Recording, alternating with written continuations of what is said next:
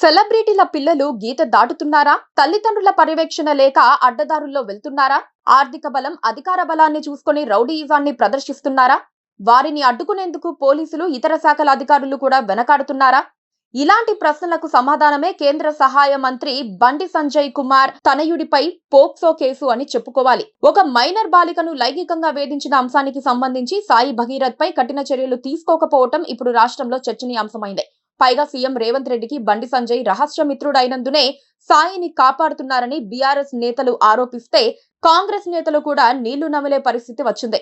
మీ బేటీ బచావో నినాదం ఏమైంది మోదీజీ అని విపక్షాలు అడుగుతూ ఉంటే అల్లాడిపోవటం తప్ప బీజేపీ నేతలు చేయగలిగేదేమీ లేదన్నట్లుగా కనిపిస్తోంది.